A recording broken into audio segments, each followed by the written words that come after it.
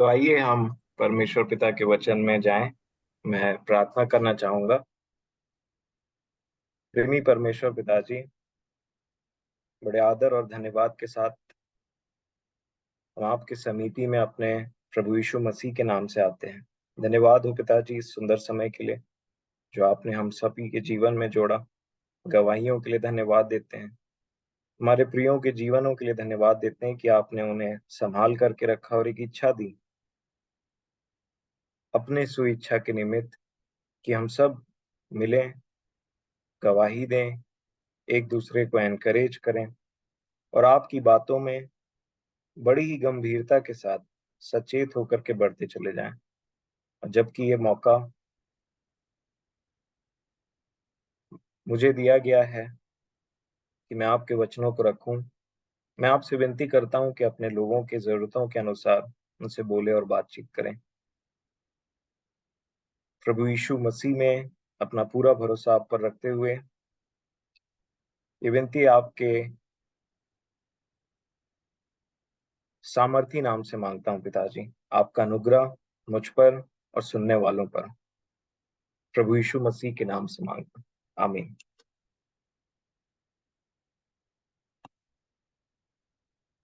मेरे प्रियो, मैं परमेश्वर पिता का धन्यवाद देता हूँ। इंग्लिश बाइबल मुझे इस प्रकार से मिली कि मेरी दादी ने मेरे पिताजी को दिया था एक बाइबल जिसके एक पार्ट में इंग्लिश लिखा है, उसके जस्ट दूसरे भाग में हिंदी का ट्रांसलेशन है। तो इंग्लिश एक तरफ और दूसरी तरफ हिंदी है। सो जब मैं पढ़ाई करने के लिए 2013 में जा रहा था, तो जैसा कि पढ़ाई करने के लिए जब बच्चे जाते हैं तो बाइबल लेकर के जाते हैं, तो मेरे पास में ये बाइबल था, नया नया। मैंने बाइबल उठाया, मैं बोला ये अच्छा इंग्लिश और हिंदी दोनों है करके इसी को लेकर के चलता हूँ। और उस बाइबल में मैंने ही अपने हाथ से अपने पिताजी के लिए लिखा था, दादी ने जैसा बोला था कि प्रिय बेटे राजेश के लिए माँ की ओर से भेंट। मैंने उस बाइबल को लिया, मैं पढ़ने के लिए आगे चला गया। बहुत समय तक तो पढ़ा नहीं या समझ में नहीं आता था, परंतु ये ही वो बाइबल है। मैं परमेश्वर पिता का धन्यवाद देता हूँ। इसमें ऐसी बाइबल है ये कि इसमें कोई रेफरेंस नहीं लिखा हुआ है, ना ही कोई सब हेडिंग है। जैसे अधिकतर हिंदी बाइबल में हम देखते हैं कि उसमें लिखा रहता है, सब हेडिंग लिखा रहता है कि उस वहां पे किस चीज का वर्णन किया गया है, और फिर रेफरेंस भी दिए रहते हैं कि इसके बारे में आपको पढ़ना है तो आप कहीं और देख सकते हैं। बहुत अच्छी चीज है, पर मेरी बाइबल में वो नहीं था शुरू से, और आज भी नहीं है। मैं परमेश्वर पिता का धन्यवाद देता हूँ कि उन्होंने मेरी आंखों को खोला कि मैं उनकी उन बातों को समझ सकूं जो मेरे जीवन के लिए आवश्यक है, बेहद जरूरी है। और उन बातों को आप और मैंने कभी नहीं सोचा था कि मैं कभी किसी को वचन सुनाऊंगा करके, परंतु जब मैंने जीवन पाया था, मैं अकेला था अपने रूम में, और अद्भुत अनुग्रह हुआ मेरे जीवन में। मैंने अपने रूम में अ, परमेश्वर की उपस्थिति को साफ महसूस किया, और वहीं से सब चीज स्टार्ट हुआ। और जब रूम खोल करके निकला तो मेरे दो रूम पार्टनर, एक हिंदू भाई था, एक मुस्लिम भाई था, तो मैंने सबसे पहले गवाही उन्हीं को दिया। मैं बस निकला और मैंने बोल दिया कि आपको पता है कि मेरे रूम में प्रभु यीशु मसीह थे, मैं उनसे मिल करके आ रहा हूँ। और फिर मैं उन लोगों को बात करने लगा।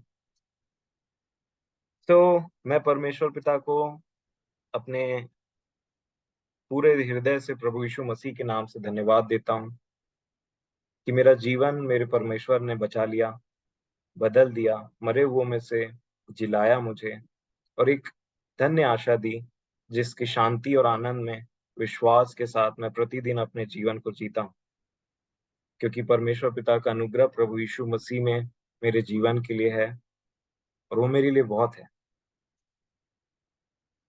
और परमेश्वर पिता ने मुझे हर मुसीबतों से, हर आत्मिक मुसीबतों से बचाया, और ऐसे लोगों के साथ में भी रखा जिनके साथ मेरी उन्नति हुई, अ, आप लोगों के साथ में।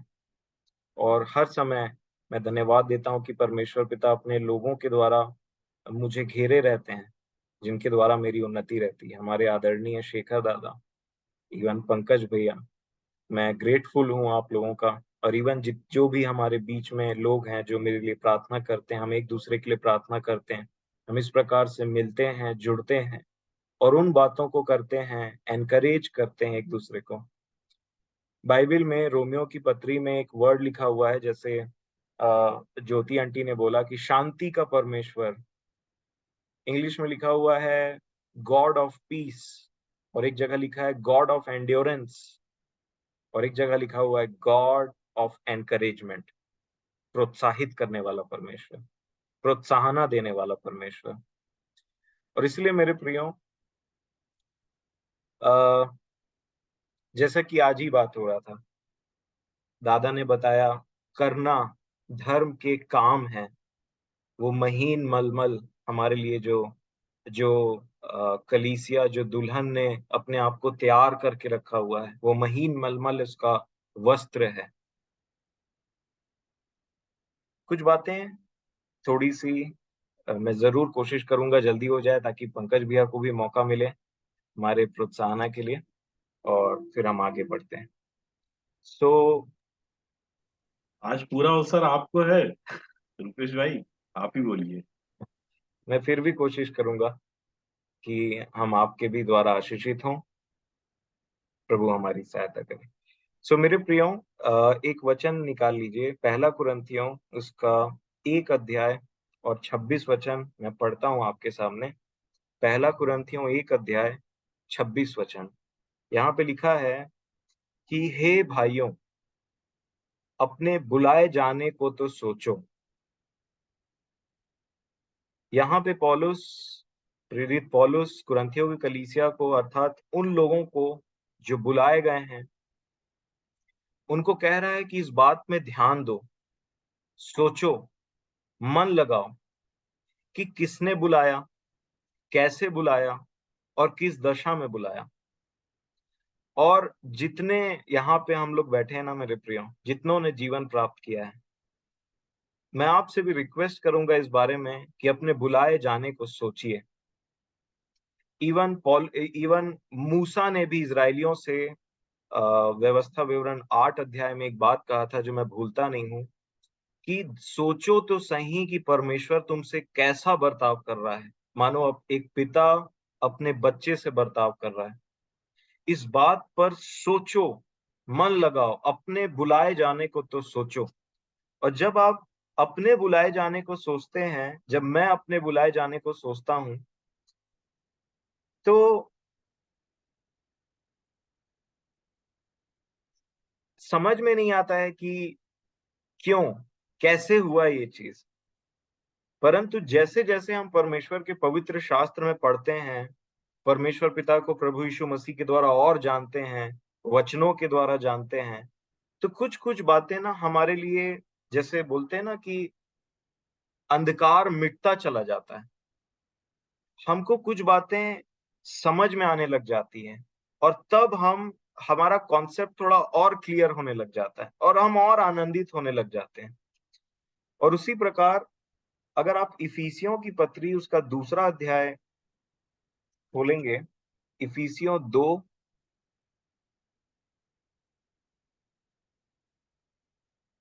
और उसका समय बचाने के लिए मैं 3 वचन से पढ़ूंगा जल्दी जल्दी।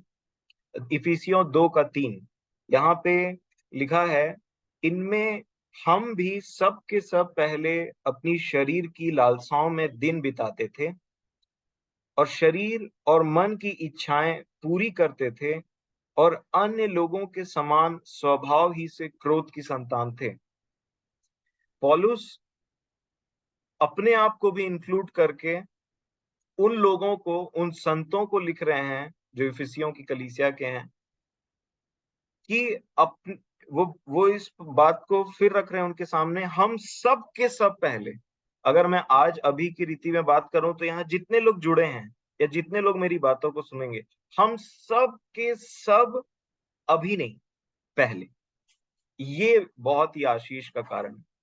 हम सब के सब पहले अपनी शरीर की लालसाओं में दिन बिताते थे और शरीर और मन की इच्छाएं पूरी करते थे, और अन्य लोगों के समान स्वभाव ही से क्रोध की संतान थे।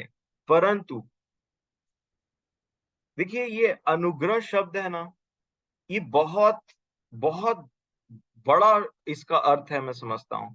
पूरा भेद इसमें छुपा हुआ है, और मैं बहुत ही ज्यादा ओवरवेल्म्ड हूँ, बहुत ही ज्यादा उत्साहित हूँ हर दिन परमेश्वर के वचन में ये जानने के लिए कि प्रभु, मुझे और चाहिए, मुझे वो जीवन और चाहिए, मुझे वो हर चीज चाहिए जो आपने प्रभु यीशु मसीह में, पिताजी, जो आपने प्रभु यीशु मसीह में मेरे लिए रखा हुआ है।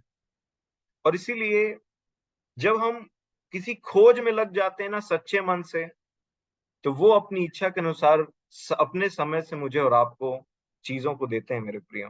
और तब यहाँ पे देखिए, ये सारे चीजों का क्यों जब शब्द आता है कि कैसे बुलाया आपने, बुलाए जाने को तो सोचो, तो 4 वचन में यहाँ पे इफिसियों 2 के 4 में लिखा है, परंतु परमेश्वर ने जो दया का धनी है, अपने उस बड़े प्रेम के कारण जिससे उसने हमसे प्रेम किया, जब हम अपराधों के कारण मरे हुए थे तो हमें मसीह के साथ जिलाया, अनुग्रह ही से तुम्हारा उद्धार हुआ है। तो अनुग्रह जो शब्द है वो मेरे हिसाब से एक एक आउटकम है, एक प्रोडक्ट है बहुत बड़े दया और बहुत महान प्रेम का। बहुत बड़ी दया और बहुत महान प्रेम जब परमेश्वर के अंदर से उत्पन्न हुआ हमारे लिए, तो अनुग्रह हुआ हमारे ऊपर में। इसको मैं कभी डिटेल में, प्रभु आपकी भी सहायता करे समझने के लिए। तो ये जो अनुग्रह है ना मेरे प्रियो, जो परमेश्वर ने हम पर किया, ये ना तो अच्छे और बुरे कामों के चलते, ये ना ही किसी और फैक्टर के चलते, परंतु सिर्फ इस चीज के चलते कि परमेश्वर की इच्छा हुई तो उसने काम किया। और इसलिए कि उस बड़ी दया को सोचिए, उस बड़े प्रेम को सोचिए, जिससे वो अनुग्रह उत्पन्न हुआ, और उस वो अनुग्रह हमारे उद्धार का द्वार बन गया, और वो मसीह में आया, केवल प्रभु यीशु मसीह में। तो यहाँ पे 3 चीज के बारे में बोलते हैं कि उसने तुम्हें मरे हुओं में से वो जिलाया, जिलाने के बाद में उठाया, उठाने के बाद में बैठाया। अर्थात पहले जिलाया, फिर उठाया, और उठाने के बाद में स्वर्गीय स्थानों में हमें बैठा दिया। कहाँ? मसीह के साथ। हमारा जीवन मानो मसीह के अंदर छिपा हुआ है, कि जब मसीह वापस से प्रकट होगा, तो हमारा जीवन जो मसीह में छिपा हुआ है, वो फिर से उस महिमा के साथ में प्रकट होगा।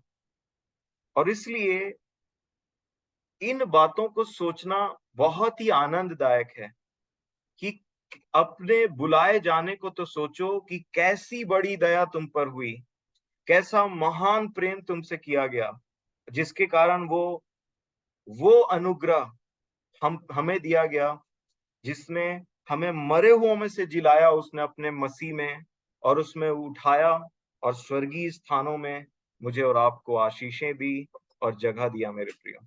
वहां लेकर के चला गया मुझे और आपको। और आगे लिखा है 7 वचन में, ये इसका पर्पस ये है कि वह अपनी उस कृपा से जो मसीह यीशु में हम पर है, आने वाले समयों में अपने अनुग्रह का असीम धन दिखाए।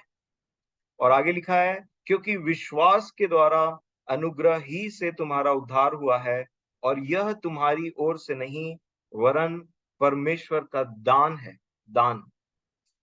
और 7वें वचन में जब आप देखेंगे तो लिखा है इफिसियों 2 के 7 में, कि वह अपनी उस कृपा से जो मसीह यीशु में हम पर है, आने वाले समयों में अपने अनुग्रह का असीम धन दिखाए।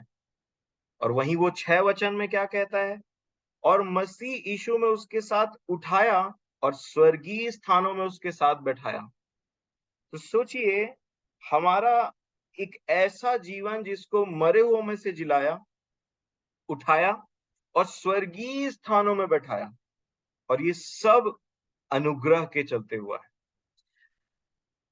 मेरे प्रियो, हम जानते हैं कि परमेश्वर के का राज्य में एक एक जिसको हम शैतान बोलते हैं या विरोध करने वाला बोलते हैं, वो स्वर्ग में से नीचे फेंक दिया गया, नीचे भेज दिया गया, क्योंकि उसने घमंड किया, क्योंकि उसने रिबेल कर दिया, विरोध कर दिया। और इसलिए वो ऊंचे से नीचे गिराया गया। और हम जो ऑलरेडी नीचे में हैं, इस पृथ्वी पे है, अगर हमको नीचे से ऊपर उठाना है तो ये पॉसिबल नहीं है कि वो किसी घमंड के या किसी काम के द्वारा उठा ले। बाइबल में लिखा हुआ है इफिसियों की पत्री में कि उसने ये काम पूरी समझ के साथ में किया है कि मुझे और आपको जो जीवन दिया है। और इसलिए जब वो मुझे और आपको इस पृथ्वी से अनुग्रह के द्वारा ऊपर स्वर्गीय स्थानों में बैठा रहा है, तो आपको पता है 7वें वचन के अनुसार क्या लिखा है कि आने वाले समयों में इंग्लिश में लिखा है कि कमिंग एजेस, एक ऐसा समय आ रहा है कि जब मैं और आप,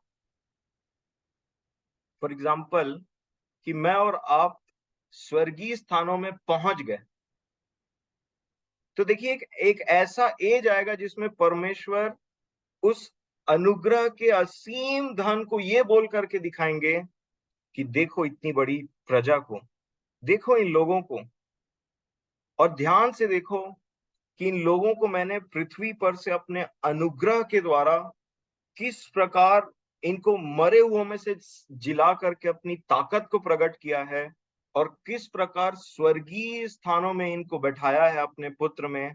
और ये मेरे अनुग्रह का सामर्थ है, ये है वो ताकत जो मेरा ग्रेस कर सकता है। और इसलिए ये सारी चीजें जो हम जी रहे हैं, जो हम काम कर रहे हैं, जिस प्रकार से परमेश्वर की महिमा होती है हमारे नाम से, वो इसलिए है क्योंकि अगर आप इफिसियों की पत्री 1 अध्याय 6 वचन में पढ़ेंगे तो इसका एक बहुत अहम रीजन ये है, इफिसियों 1 के 6 में, कि उसके उस अनुग्रह की महिमा की स्तुति हो जिसने उसने जिसे उसने हमें उस प्रिय अर्थात प्रभु यीशु मसीह में सेंत मेंत दिया। तो ये अनुग्रह का इतना बड़ा कार्य है जो दया और प्रेम में किया गया है कि एक व्यक्ति को इस पृथ्वी पर से मरे हुओं में से जिला करके अपने पुत्र प्रभु यीशु मसीह में जो पिता के दाहिने हाथ है, वहां तक हमारी पहुंच कर दी है, ताकि आने वाला जो एक ऐसा एज होगा जब मैं और आप सब स्वर्ग में इकट्ठा होंगे, तो वहां पे मुझे और आपको देख करके जो बाकी लोग वहां पे रहेंगे ना, या पूरे स्वर्ग में इस बात की चर्चा होगी कि देखो परमेश्वर के ताकत को, देखो परमेश्वर के अनुग्रह को, उसके अनुग्रह की महिमा की स्तुति करो। और मैं और आप, बहुत अहम बात है कि प्रकाशित वाक्य में कई जगह ऐसे वर्णन होता है कि बहुत सारे स्वर्गदूत हैं, 24 प्राचीन हैं, और कुछ भी होता है तो वो अपने अपने सिर का जो थ्रोन होता है, अपने सिर में जो वो अ, मुकुट होता है उनका, वो उनको नीचे डालते हैं और मुंह के बल गिर जाते हैं। और इसलिए मेरे प्रियो, ये परमेश्वर का अनुग्रह है, दया है, और इसलिए हमारा जीवन ऐसे स्टार्ट होता है। ये किसी के भले काम के इस वजह से नहीं होता। और इसलिए कई बार अगर आप एक ऐसे व्यक्ति हैं जो ऐसा सोचते हैं कि मैं कुछ करूंगा तो परमेश्वर मुझे ग्रहण कर लेंगे, देखिए, सबसे प्रथम बार जब मैं और आप जीवन पाते हैं ना मेरे प्रियो, तो जैसा उस दिन भी शेखर दादा बोल रहे थे, हम सब जीरो से स्टार्ट करते हैं, जीरो, कोई उसके योग्य नहीं है। बट जब हम ग्रेस पा लेते हैं ना, तो मैं उस समय की बात कर रहा हूं कि किस प्रकार एक व्यक्ति का जीवन उस लायक ही नहीं रहता कि उसको वो डिजर्व करे, अर्थात बोले कि मैंने ऐसा जीवन जिया, ऐसा किया, इसलिए मैं आज ऐसा हूं, इसलिए मैं ऐसा हूं करके। याद रखिए कि मैं फिर से रिपीट करूंगा, उसने स्वर्ग से किसी को नीचे फेंका है क्योंकि उसके मन में घमंड उत्पन्न हो गया, क्योंकि उसने विरोध किया। तो वो पृथ्वी से किसी को ऊपर लेकर के जाएगा ही नहीं कि दोबारा वो चीज हो। और इसलिए सब ये प्रेम की बात, ये दान की बात, ये अनुग्रह बात, ये पूरे समझ के साथ परमेश्वर ने किया है। वो बहुत बुद्धिमान परमेश्वर है, ताकि जब मैं और आप ऊपर पहुंचे, तो स्वर्ग में एंटर करें, यहाँ का जीवन जब हम बिता करके वहां चले जाएं, या तो मैं यहाँ से पहले चले जाऊं, या तो मेरा प्रभु यहाँ पे पहले आ जाए मुझे लेने के लिए। तो जब हम वहां पहुंचाए जाएंगे ना मेरे प्रियो, एक व्यक्ति भी ना सिर उठा करके ये बोलने के लायक नहीं रहेगा कि मैं यहाँ अपनी वजह से पहुंचा। और इसको बोलते हैं उसके अनुग्रह की महिमा की स्तुति, जो आने वाले समयों में प्रकट होने वाला है। हम भी मुंह के बल गिरेंगे, मैं ऐसा समझता हूं, और बोलेंगे प्रभु आपका अनुग्रह यहाँ नहीं होता ना, तो ये व्यक्ति यहाँ पे नहीं होता। परंतु आपके पुत्र उस मसीह में मुझे आपने मृत्यु लोक से, मृत्यु से जिला करके जीवन में प्रवेश कराया, और स्वर्गीय स्थान में मुझे रखा है अपने पुत्र के साथ। और इसलिए मेरे प्रियो, अगर आप अपने जीवन को ऐसा देखेंगे, ये बहुत जरूरी है मेरे प्रियो, क्योंकि परमेश्वर ने प्रभु यीशु मसीह में मुझे और आपको वो जीवन दिया ही नहीं जिसमें घमंड किया जाए, परंतु वो जीवन दिया है जिसमें धन्यवाद किया जाए। एक व्यक्ति, मैं ऐसा समझता हूं कि देखिए, एक व्यक्ति या तो घमंड कर सकता है या तो धन्यवाद दे सकता है, दोनों एक समय में नहीं निकल सकता। अगर आप घमंड करते हैं तो आपसे धन्यवाद नहीं निकलेगा, और अब आप धन्यवाद करते हैं तो आपसे घमंड नहीं निकलेगा। और इसलिए हम कंटिन्यूअसली एक धन्यवाद से इसलिए बने रहते हैं क्योंकि घमंड करने का कोई बात ही नहीं है। और इसलिए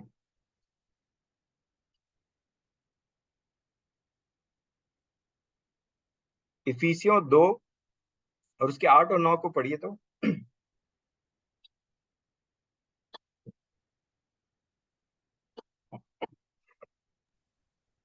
चलिए मैं पढ़ देता क्योंकि हूँ। विश्वास के द्वारा जी। अनुग्रह ही से तुम्हारा उद्धार हुआ है, और हम्म। ये तुम्हारी ओर से नहीं वरन परमेश्वर का दान है, और न कर्मों के कारण, ऐसा ना हो कि कोई घमंड करे। ऐसा ना हो कि कोई घमंड करे, क्योंकि कर्मों के कारण ये है ही नहीं। तो फिर वो बात कहां से आ गई कि महीन मलमल धर्म के काम है? कैसे समझा जाए इसको? देखिए, यहाँ पे जो ये वचन लिखा हुआ है ना, 9 वचन, आप मनन करिएगा, 2 अध्याय को पूरा ऐसे लाइन से पढ़ते हुए आएगा ऊपर से। ये जो घमंड करे शब्द इस्तेमाल किया ना, ये 2 जगह के लिए है। ना तो पृथ्वी पर कोई घमंड करे, और ना तो स्वर्ग में किसी को घमंड करने का अवसर हो। क्योंकि अगर आप 2 अध्याय का आराम से पढ़ते हुए आएंगे तो वो पौलुस स्वर्गीय स्थानों की बात कर रहे हैं, आने वाले युग की बात कर रहे हैं, आने वाले समयों की बात कर रहे हैं, और उसमें भी घमंड करने का कोई अवसर नहीं। और अब जो हम यहाँ पे पृथ्वी में, जो हम इस डेरे के अंदर है ना, इसमें भी घमंड करने का अवसर नहीं।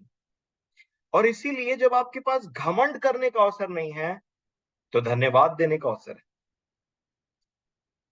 और ये आपको दीन बनने में सहायता करेगा, क्योंकि हमारे अंदर मसीह का आत्मा है, मसीह का आत्मा है, मसीह का मन है मेरे प्रिय। और इसलिए हम एक दूसरे को ये बातों को चिताते और समझाते हैं। और इसलिए देखिए, जब कि ये चीज कर्मों के कारण है ही नहीं, ऐसा ना हो कि कोई घमंड करे।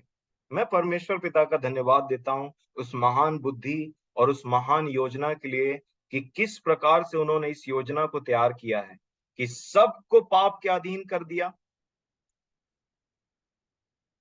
ताकि किसी को घमंड करने का अवसर ना मिले, और तब अपने बड़े दया और बड़े प्रेम, महान प्रेम से उस अनुग्रह को भेजा प्रभु यीशु मसीह में, जिसमें मैंने और आपने अनुग्रह पर अनुग्रह पाया। और इसलिए ध्यान से सोचिए कि जब मैं और आप वहां पहुंचाए जाएंगे तो माहौल कैसा होगा। जो पुराने समय के लोग हैं वो हमको देख करके क्या बोलेंगे? किसी को कर्म का घमंड नहीं होगा। लेकिन बात यहां नहीं रुकती। अगर आप 10 वचन में पढ़ेंगे, तब यहां से शुरू होता है वो जीवन जहां पे जिसके लिए हमको चुना, जिसके लिए हमको बुलाया, एक रीजन से बुलाया मुझे और आपको मेरे प्रिय, ताकि हम जो धन्यवाद से भरे हैं ना, जब कोई धन्यवाद से भरा हुआ रहता है ना, सच में, तो बोलता है कि बताइए ना मैं आपके लिए क्या करूं।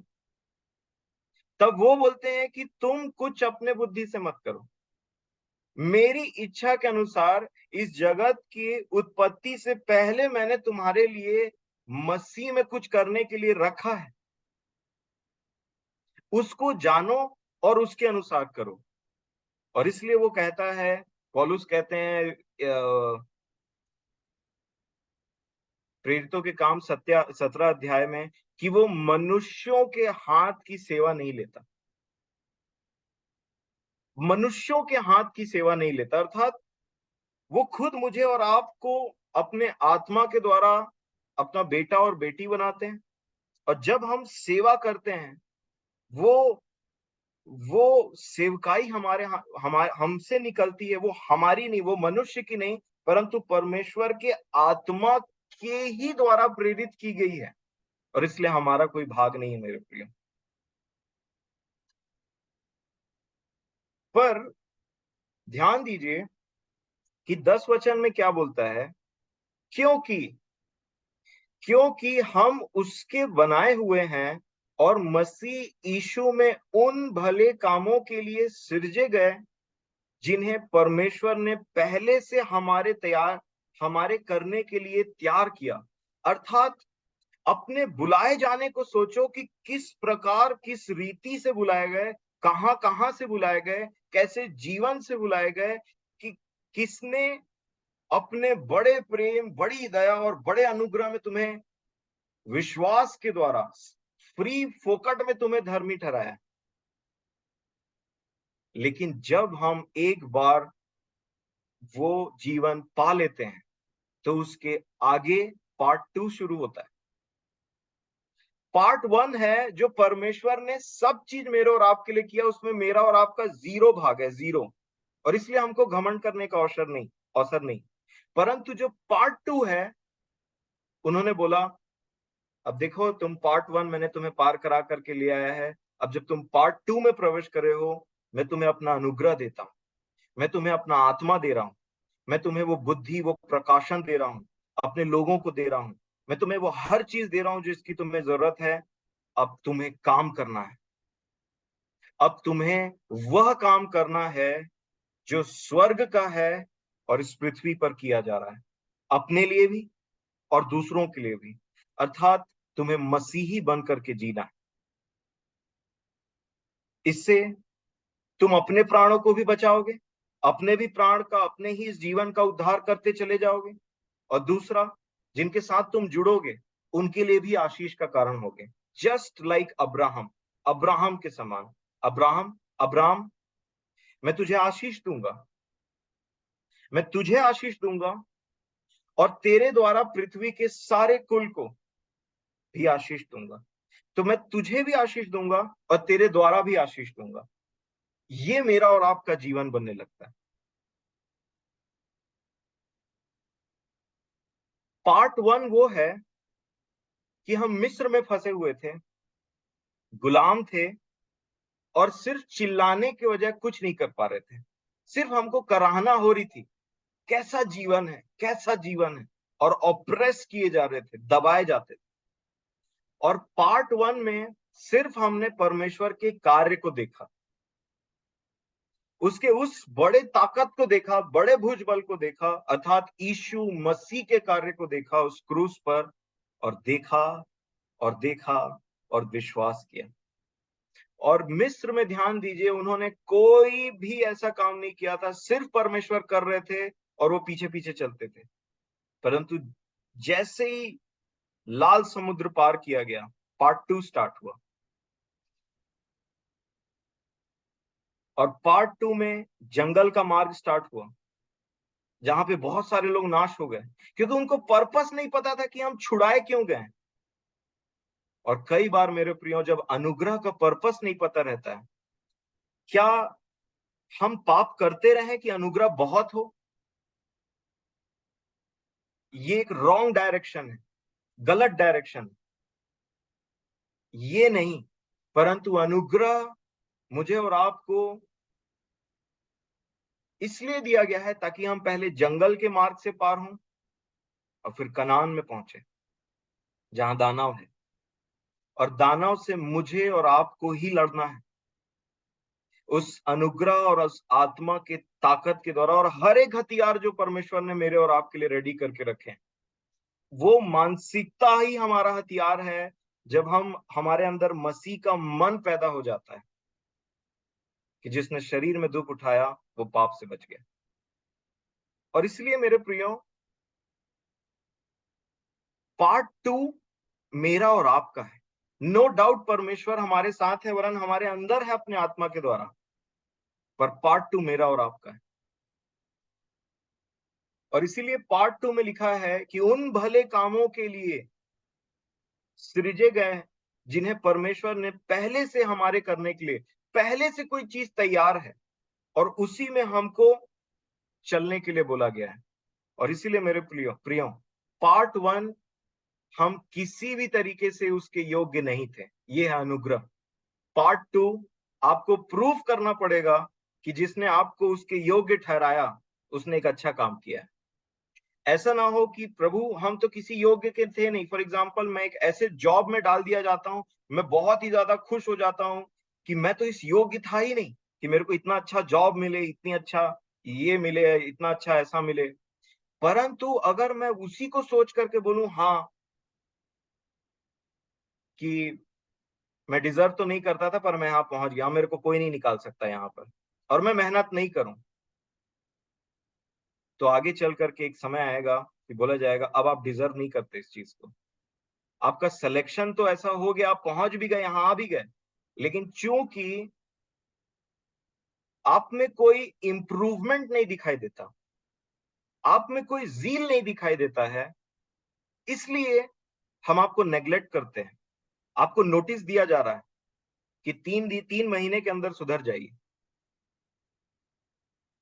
अन्यथा आप कैसे भी तरीके से अंदर आए हो हम आपको बाहर भेज देंगे। और इसीलिए मेरे प्रियो, मैं कुछ वचन पढ़ाना चाहूंगा, ध्यान से समझिए। लूका 21 अध्याय, प्रभु यीशु मसीह यहां अंत के दिनों की बात कर रहे हैं। लूका 21 अध्याय और उसके 36 वचन को मैं पढ़ता हूं आपके लिए। देखिए, लूका 21 और 36 वचन क्या लिखा है। लिखा है, इसलिए जागते रहो और हर समय प्रार्थना करते रहो कि तुम इन आने वाली घटनाओं से बचने और मनुष्य के पुत्र के सामने खड़े होने के योग्य बनो। योग्य बनो। पहले तो योग्य नहीं थे, नो डाउट, मुझे इस बात में कोई डाउट नहीं है कि मैं योग्य नहीं था, परंतु उसने मुझे चूज किया है, उसने मुझे बुलाया है, उसने मुझे चुना है, उसने मेरे लिए हर चीज करके रखा है। परंतु अब ये मेरी बारी है कि अब मैं इस जीवन में जो उसने सब चीज दिया मेरे लिए, वो अनुग्रह, वो आत्मा और वचन, वो सच्चाई, हर चीज, उसके द्वारा मैं बोल सकूं कि प्रभु आपने मुझे बिना योग्यता का बुलाया, अब मैं आपको उसके योग्य बन के दिखाऊंगा। वो खुद बोल रहा है इसके योग्य बनो, मनुष्य के पुत्र के सामने खड़े रहने के योग्य बनो कहता है।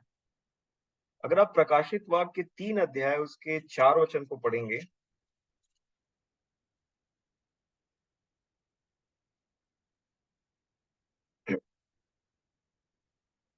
प्रकाशित वाक्य के 3 का 4 पढ़िए। और यहाँ पे ऐसा लिखा है, पर हाँ, सरदिस में तेरे यहाँ कुछ ऐसे लोग हैं जिन्होंने अपने अपने वस्त्र अशुद्ध नहीं किए। वे श्वेत वस्त्र पहने हुए मेरे साथ घूमेंगे, क्योंकि वे इस योग्य हैं। इस योग्य है। आपको क्या लगता है कि ये जो सरदिस की कलीसिया है, इनमें से कोई भी व्यक्ति क्या शुरू से योग्य था, या जिनकी बात कर रहा है किया जा रहा है? कोई योग्य नहीं था, कोई धर्मी नहीं। ये सब उसी मेरे और आपकी रीति से बुलाए गए, मेरे और आपके जैसे बुलाए गए लोग हैं, मेरे और आपके जैसे अनुग्रह के भागीदारी हुए हैं, मेरे और आपके जैसे उनको स्वर्गीय स्थानों में जगह मिली है। परंतु कुछ लोग योग्य ठहरे और कुछ लोग योग्य नहीं ठहरे, यहाँ पे कैटेगराइज किया गया है। तो प्रभु यीशु मसीह बोलते हैं कि कुछ ऐसे लोग हैं जिन्होंने अपने वस्त्र को मटमैला नहीं किया है, अर्थात संसार के, शरीर की अभिलाषाओं से, संसार से मटमैला नहीं किया है, सॉइल्ड नहीं किया है, और वे मेरे साथ श्वेत वस्त्र पहन करके घूमेंगे। क्यों? क्योंकि वे उसके योग्य हैं। पहले योग्य नहीं थे, फिर भी मैंने उन्हें बुलाया, लेकिन जब उन्हें बुलाया गया तो उन्होंने ऐसी मेहनत की, ऐसे कार्य किया और ऐसी गंभीरता से वो जीवन जिया है कि अब वो उसके योग्य हैं। और इसलिए वो एनकरेज करते हैं बाकी लोगों को 5 वचन में, जो जय पाए उसे इसी प्रकार श्वेत वस्त्र पहनाया जाएगा।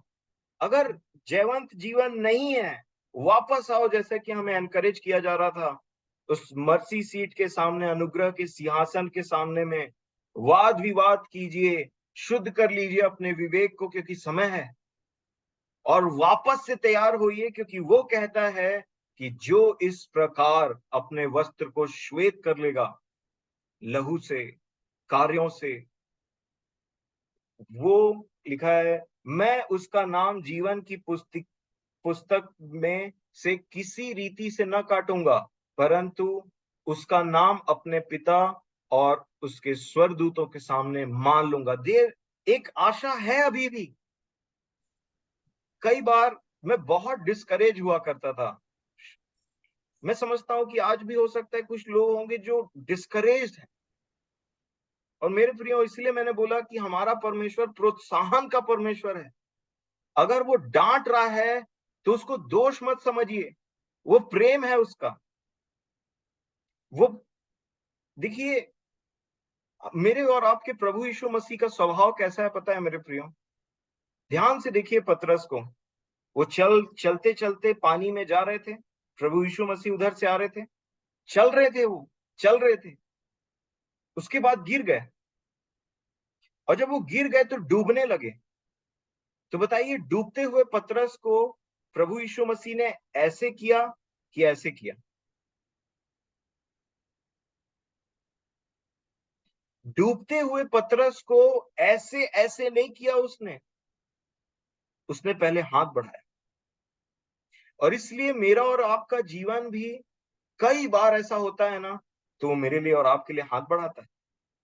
और प्रकाशित वाक्य में कलीसिया से बात करते समय उसका प्रेम डांट के रूप में साफ साफ झलकता है कि किस प्रकार वो प्रेम में ताड़ना करता है, किस प्रकार वो प्रेम में प्रोत्साहन एनकरेज करता है मुझे और आपको, और हाथ देता है। उंगली नहीं है, हाथ है।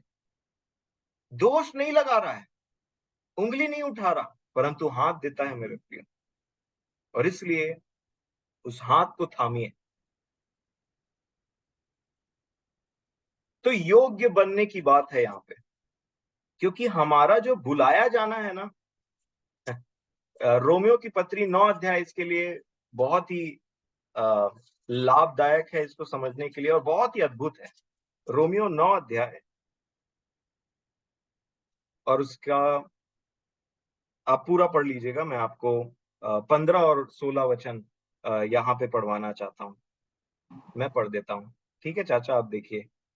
क्योंकि रोमियो 9:15 में ऐसे लिखा है, क्योंकि वह मूसा से कहता है, मैं जिस किसी पर दया करना चाहूं उस पर दया करूंगा, और जिस किसी पर कृपा करना चाहूं उसी पर कृपा करूंगा। और 16 में कहता है, अतः यह तो न चाहने वाले की न दौड़ने वाले की, परंतु दया करने वाले परमेश्वर की बात है। और वही दया, वही चाहत, वही बुलावा अभी मेरे और आपके लिए। वो हर किसी को अवसर देता है। पहले इजराइलियों को दिया, वो अपनों के पास आया, अपनों ने उसे ग्रहण नहीं किया। पौलुस बरनबास को अगर आप देखेंगे तो वो पहले यहूदियों के पास जा रहे थे, और फिर एक समय आता है, बोलते हैं कि ये अवश्य था कि ये बातें तुम्हें पहले सुनाई जाती, परंतु अब जो तुम इसे नेग्लेक्ट करते हो, तिरस्कार करते हो, तो हम अन्य जातियों की ओर फिरते हैं। और इसलिए मेरे प्रियो, ये तो उसकी बात है मेरे प्रियो कि उसने हमें चुना है, बुलाया है, ठहराया है मेरे प्रियो। और इसलिए मैं आनंदित हूं, क्योंकि अगर मैं किसी न किसी वजह से झांक के या किसी तरीके से घुसने का प्रयत्न करता, तो मेरे अंदर में एक चोर छिपा रहता। परंतु मेरा दृढ़ता, मेरा विश्वास और मेरी निश्चयता उसकी बुलाहट पे है। उसने मुझे बुलाया है और इसलिए मेरा हृदय बहुत ही ज्यादा ताकतवर है, क्योंकि वो जो हमारे अंदर है वो उससे बड़ा है जो इस संसार में। और इसलिए मेरे प्रियो हमें हियाव होता है, कॉन्फिडेंस है एक, हियाव से हम जाते हैं, क्योंकि हमारा महायाजक परमेश्वर के घर का अधिकारी है। वो दाहिने हाथ में बैठा है, हमारी पहुंच उसके द्वारा वहां तक हुई है मेरे प्रियो। अधिकार दिया है मुझे और आपको मेरे प्रियो इन बातों के लिए। और इसलिए अगर आप डिस्करेज होते हैं ना, अपने हृदय को ढाढ़स दीजिए और इन सत्य वचनों को जो उसने कहा है, जो बिल्कुल से सत्य और मानने के लायक हैं, उन पर अपना पूरा भरोसा रखिए और पूरी आशा रखिए। और इसलिए जब उसने बुलाया है तो उसको प्रूव करना है। यूहन्ना 15 अध्याय में प्रभु यीशु मसीह ने बोला कि तुमने मुझे नहीं चुना है, मैंने तुम्हें चुना है और फल लाने के लिए चुना है। और इसलिए एक जगह वो कहता है कि prove to be my disciple, prove करो इस बात को। और ये जीवन प्रूव करने का जीवन है मेरे प्रिय।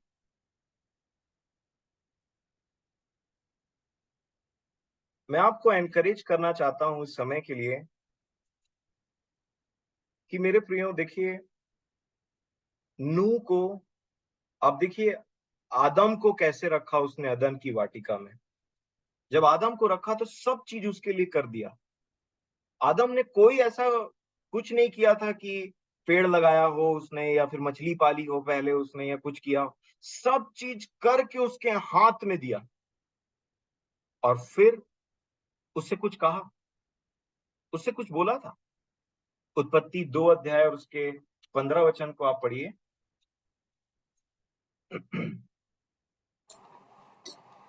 तब यहोवा परमेश्वर ने आदम को लेकर अदन की वाटिका में रख दिया कि वह उसमें काम करे और उसकी रक्षा करे।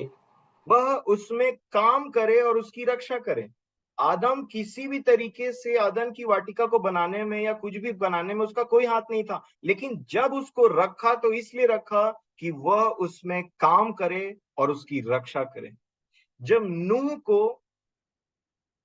को बोला कि मैं तेरे और तेरे परिवार को बचाने वाला हूं, तो नूह आप एक काम करो, ऐसे ऐसे करके आपको ये जहाज को बनाना है।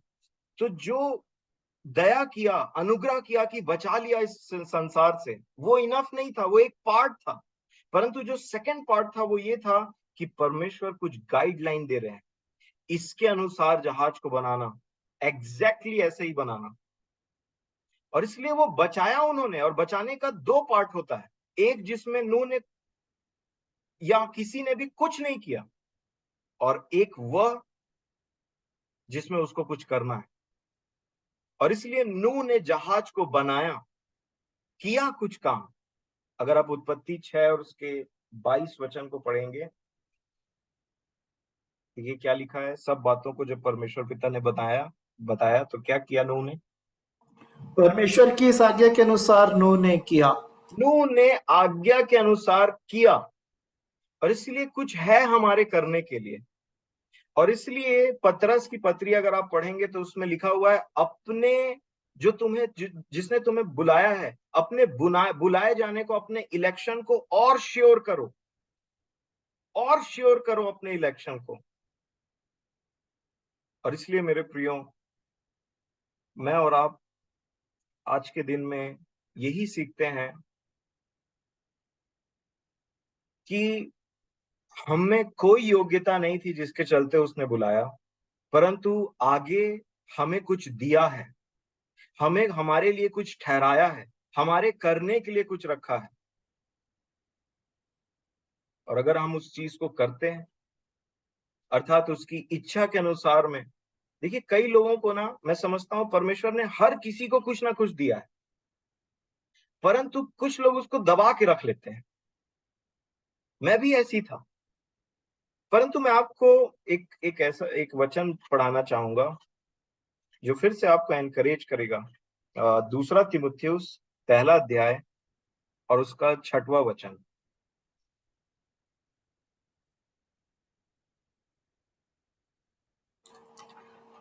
6। इसी कारण मैं तुझे सुधि दिलाता हूँ कि तू परमेश्वर के उस वरदान को जो मेरे हाथ रखने के द्वारा तुझे मिला है प्रज्वलित कर दे। प्रज्वलित कर दे। एक दान है जो दिया जाता है, और अगर उसको इंग्लिश के अनुसार हम थोड़ा सा समझे तो वो कैसा है, कैसा एक्सप्रेशन दिया गया यहाँ पे, कि जैसे आ, हम कुछ जलाते हैं ना, सिगड़ी वगैरह, या फिर एक छोटा सा जैसे कैंप फायर वगैरह करते हैं ना, तो उसमें कई बार जलने की वजह से थोड़ा थोड़ा अंगारा बचे रहता है, थोड़ा थोड़ा आग का वो पार्ट बचे रहता है। तो ये बोल रहा है इस वचन के अनुसार, फैन इनटू फ्लेम, फैन कर, उसमें पंखा मार। और जैसे आप देखेंगे कि कोई चीज मुझे और आपको दिया तो जाता है, परमेश्वर मुझे और आपको काम करने के लिए हर एक को उसके सामर्थ्य के अनुसार और अपनी परमेश्वर का आत्मा अपनी इच्छा के अनुसार डिस्ट्रीब्यूट करता है। लेकिन कुछ लोग हैं जो उसको फैन करते हैं, उसमें वर्क करते हैं और काम करते हैं और प्रैक्टिस करते हैं। कौन है बच्चे और कौन है सयाने? सयाने वे हैं जो प्रैक्टिस कर रहे हैं, प्रैक्टिस कर रहे हैं। अभ्यास करने वालों को सयाना बोला है। और अभ्यास में हर बार ऐसा नहीं होता कि कोई व्यक्ति पास ही हो जाए। प्रैक्टिस, इस संसार की रीति पर भी बोला जाता है, practice makes a man perfect. Practice करना है उस चीज को, फैन करना है, आपको उसमें हवा देना पड़ेगा पूरी ताकत से, तब वो जो फ्लेम है वो प्रज्वलित हो जाएगा। कई बार ऐसा होता है ना, पिकनिक में हम जाते हैं तो वो लकड़ी में थोड़ा थोड़ा आग लगे रहता है, और उसके बाद उसको जोर से ऐसे करके फूका जाता है। पहले एक इंस्ट्रूमेंट भी आता था, उसमें से जोर से ऐसे फूकते थे वहां पे, तो जो थोड़ा थोड़ा जल रहा है ना, वो ऐसे करके एक बार में आग पकड़ लेता था। वैसा मेरे को और आपको प्रज्वलित करने का है अपने बाकी के बचे हुए जीवन में। मैं नहीं जानता कि मैं कितने दिन तक जीवित रहूंगा इस पृथ्वी पर मुझे उसको प्रूव करना है कि प्रभु, जो आपने बुलाहट दिया, आपने जो मुझे चुना जब मैं किसी चीज के योग्य नहीं था, अब मैं प्रूव करना चाहता हूं कि आप मुझे बोलें कि वे मेरा बेटा उसके योग्य ठहरा। मैंने एक सही डिसीजन लिया था इसको बुला करके, और इसलिए ये मेरी महिमा का कारण है। हे मेरे पुत्र, ऐसा नीति वचन में लिखा है, हे मेरे पुत्र, बुद्धिमान होकर के मेरा मन आनंदित कर। और इसलिए मेरे प्रियो, आइए उस परमेश्वर की महिमा के लिए जिए, उस मसीह यीशु की महिमा के लिए जिए, अपना पूरा जीवन उसको दे दें जिसने अपना पूरा जीवन हमें दे दिया। और इसलिए मेरे प्रियो, मैं आपको इन बातों से एनकरेज करना चाह रहा हूं कि आप भी अपने, अगर नहीं है वरदान तो मांगिए, अच्छी इच्छा से मांगिए, लोगों की हेल्प के लिए, कलीसिया की उन्नति के लिए मांगिए। और अगर है, जो जो मिल रहा है उसको प्रज्वलित करिए, वर्क करिए उसमें। आदम को बस दे करके रख नहीं दिया कि सोते रहे और खाते रहे और रहते रहे, परंतु बोला कि इसमें काम कर और इसकी देखभाल तुझे करनी है। तो देखिए, कुछ परमेश्वर ने किया, सबसे पहले परमेश्वर ने किया, मैं बोलूंगा सबसे बड़ा परमेश्वर ने किया, और फिर हमारे करने के लिए भी कुछ रख छोड़ा। और इसलिए आइए वो सेकंड पार्ट को पूरा करें उसके अनुग्रह और उसके ताकत से, जो मेरे और आपके लिए रखा गया है। एक और वचन पढ़ूंगा फिर हम खत्म करेंगे। इब्रानियों की पत्री 10 अध्याय, इब्रानियों 10 अध्याय उसका 35 वचन निकालिए। इब्रानियों 10 और 35 लिखा है, इसलिए अपना हियाव न छोड़ो, इसलिए अपना हियाव न छोड़ो, क्योंकि उसका प्रतिफल बहुत बड़ा है, उसका प्रतिफल बड़ा है। क्योंकि तुम्हें धीरज धरना आवश्यक है, ताकि परमेश्वर की इच्छा को पूरी करके तुम प्रतिज्ञा का फल पाओ। 39 वचन में पढ़ना चाहूंगा, 37 भी पढ़ूंगा। क्योंकि अब बहुत ही थोड़ा समय रह गया है, जबकि आने वाला आएगा और देर ना करेगा। पर मेरा धर्मी जन विश्वास से जीवित रहेगा, और यदि वह पीछे हट जाए तो मेरा मन उससे प्रसन्न ना होगा। परंतु हमारे लिए क्या लिखा है 39 वचन में, पर हम हटने वाले नहीं कि नाश हो जाएं, पर विश्वास करने वाले हैं कि प्राणों को बचाएं। ये है हम, मेरे प्रियो। इसलिए परमेश्वर पिता मेरी और आपकी सहायता करे इन वचनों के द्वारा, ताकि हम ठीक ठीक समझने पाए कि अनुग्रह दिया तो क्यों दिया, हम कहाँ हैं। और मेरे प्रियो याद रखिए कि जो बड़े बड़े दानव दिख रहे थे ना कनान में, वो परमेश्वर के आत्मा और विश्वास के द्वारा एक एक को भगा भगा करके मारा था कुछ लोगों ने। और वही कुछ है जो हमारे जीवनों में भी खड़े रहते हैं। और इसलिए आइए, बहुत थोड़ा समय बाकी रह गया है, वो आने वाला है। आइए पूरे माइट से जिए, पूरी चेतना से जिए और उस एनकरेजमेंट को एक्सेप्ट करिए मेरे प्रियो। कई बार हम इतने दुखी रहते हैं ना अंदर से कि कोई हमको एनकरेज भी करता है ना, तो हम एनकरेज नहीं हो पाते। मेरी बात पे एनकरेज मत होइए, परंतु जो मेरे द्वारा आपसे कोई बोलना चाह रहा है, वो हमारा प्रभु यीशु मसीह। याद रखिए, वो पहले हाथ बढ़ाता है, उंगली नहीं उठाता। और जब वो हाथ बढ़ाए, उसके हाथ को लीजिए, डांट को सहिए, शोक करिए, उपवास करिए, रोइए, जो कर सकते हैं आप करिए, परंतु उससे मेल मिलाप कर लीजिए। अपने विवेक को शुद्ध रखिए और उस शुद्ध विवेक के साथ आगे बढ़िए, प्रेम में, विश्वास और आशा के साथ में। सो परमेश्वर पिता का धन्यवाद उस समय के लिए। प्रभु यीशु मसीह का अनुग्रह, शांति और प्रेम आप सभी के साथ में बहुत आयत से होता रहे, और आपके आत्मा में परमेश्वर का अनुग्रह प्रभु यीशु मसीह में बहुत आयत से होता रहे। आमीन। हम परमेश्वर पिता का धन्यवाद देते हैं इस समय के लिए, इन वचनों के लिए, उत्साहित करने वाले वचनों के लिए। प्रभु सहायता करे कि हम जो उन्होंने बुलाया, चुना, ठहराया और फिर विश्वास योग्य, वो चाहते हैं कि हम विश्वास योग्य ठहरे। योग्यताओं को जो जो प्रभु ने हमको दिए हैं, वरदान, जो भी बातें अपने उन्होंने दी हैं, उनको हम चमकाते जाएं, प्रज्वलित कर दें प्रभु के दिन के निकट आते तक, क्योंकि वो बहुत ही जल्द आने वाले हैं। प्रभु हम सबकी सहायता करें। आइए हम प्रार्थना करेंगे। प्रेमी, दयालु, अनुग्रहकारी, विलंब से कोप करने वाले, बार बार अवसर देने वाले पिता परमेश्वर, राजाओं के राजा, प्रभुओं के प्रभु, जिसने हमारे लिए सब कुछ पूरा कर दिया सुधार के कार्य को, आपका धन्यवाद देते हैं प्रभु जी। आपके अनुग्रह के सिंहासन के सम्मुख आते हैं प्रभु जी। अपने हर एक विवेक को, दोष को दूर करते हैं प्रभु जी, क्योंकि आपने कहा जो अपने पाप अपराध छिपा रखता उसका कार्य सफल नहीं होता, लेकिन जो उन्हें मान लेता और छोड़ भी देता उस पर दया की जाएगी। पहला यूहन्ना 1 में भी आपने कहा कि यदि हम अपने पाप अपराधों को मान लें तो आप हमें क्षमा करने में विश्वास योग्य और धर्मी पिता परमेश्वर है प्रभु जी। जैसे कि हम आपके वचनों से सीखे हैं कि यदि वॉशिंग मशीन में जिस गंदे कपड़े को नहीं डालेंगे वो कैसे शुद्ध हो पाएगा, वैसे ही हम कोई भी बात को अपने हृदय में छिपा कर ना रखें प्रभु जी, क्योंकि आपसे कोई बात छिपी नहीं है प्रभु जी। इस बात को हम जाने, तो आपके सामने हम अपनी बातें खोल कर कहें। आपने कहा आपस में वाद विवाद करें, आओ हम आपस में वाद विवाद करें। तुम्हारे पाप चाहे लाल रंग के या अरवानी रंग के भी क्यों ना हो, वो हीम के समान उजले हो जाएंगे, उनके समान श्वेत हो जाएंगे।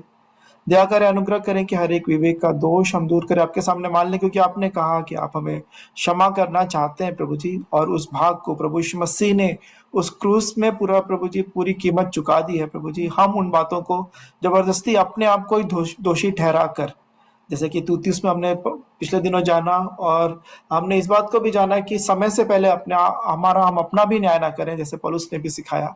दया करें, अनुग्रह करें कि हम आपके अनुग्रह के शासन के सन्मुख उसी विश्वास के साथ आए, यीशु मसीह के लहू के द्वारा शुद्ध होके प्रभु जी। और जिस कार्य को आपने हमारे लिए ठहराया है प्रभु जी, पहले से रखा है, बहुत सारी बातों के विषय में आपका वचन कहता है कि कौन सी बातें आपको भाती हैं, किन बातों के लिए आपने हमको बुलाया है, हर एक प्रभु जी। और आपने विशेष करके प्रभु जी जिनको विशेष सेवाओं के लिए बुलाया प्रभु जी, आपने किसी को भी बिना उद्देश्य के लिए नहीं बुलाया प्रभु जी। हम सब उस बुलाहट को पहचान कर उसके योग्य चाल चलने में प्रभु जी प्रयत्न करते जाएं। आपने उसके लिए अपना वचन दिया है, अपनी आत्मा हमको प्रदान की है प्रभु जी, अपने संगति प्रदान की है प्रभु जी, जिसके द्वारा प्रभु जी अपने वचनों के द्वारा हमें से प्रत्येक जन से बातचीत करते हैं। आपका धन्यवाद देते हैं आज के इस वचन के भाग के लिए। प्रभु जी मैं प्रार्थना करता हूँ कि हम प्रभु जी आप में विश्वास योग्य पाए जाएं प्रभु जी, हम विश्वास में बने रहें प्रभु जी, और न ही सिर्फ अपने लिए परंतु बहुतेरों के लिए प्रभु जी, खास तौर पे अपने परिवारों के लिए प्रभु जी। आपने कहा कि यदि तू विश्वास करे तो तू और तेरा सारा घराना उद्धार पाएगा। हमारे परिवारों के लिए, घरानों के लिए, जो आसपास के जो लोग हैं उनके लिए भी प्रभु जी हम प्रार्थना करते हैं कि वो भी इस उद्धार के अनुभव में आने पाए। हम सब आप में मजबूत होकर प्रभु जी बढ़ते जाएं प्रभु जी, ऐसी दया और अनुग्रह चाहते हैं। एक बार फिर से इस समय के लिए आपका धन्यवाद देते हैं। जितने प्रिय जुड़े उनके जीवनों के लिए प्रार्थना करते हैं, उनके परिवार घरानों के लिए प्रभु जी, भाई रुपेश के लिए, उनके परिवार घराने के लिए, शेखर मामू के लिए, और जितने पंकज भैया और जितने भी हमारे वचन के भाग में अगुवाई करते हैं, चाचा जी के लिए, पापा जी के लिए, सभी जनों को प्रभु जी आपके हाथों में समर्पित करते हैं। मामू के स्वास्थ्य को आपके हाथों में सौंपते हैं, मसीह अंकल के स्वास्थ्य को आपके हाथों में सौंपते हैं, बर्जेस अंकल को भी इस वक्त स्मरण करते हैं प्रभु जी, जो भी शारीरिक तौर पर अस्वस्थ हैं, जो बड़े बुजुर्ग हैं प्रभु जी, हम सब हर एक बातों में आत्मा के द्वारा संभाले जाए, आत्मा में मजबूत पाए जाए, ऐसी दया और अनुग्रह चाहते हैं। एक बार फिर से आगे के जीवन को प्रभु जी अपनी आत्मा प्राण देह सहित आप ही के हाथों में समर्पित करते हुए दुआ उद्धार करता प्रभु यीशु मसीह के पवित्र और मीठे नाम से मांग लेते हैं, आमीन, आमीन।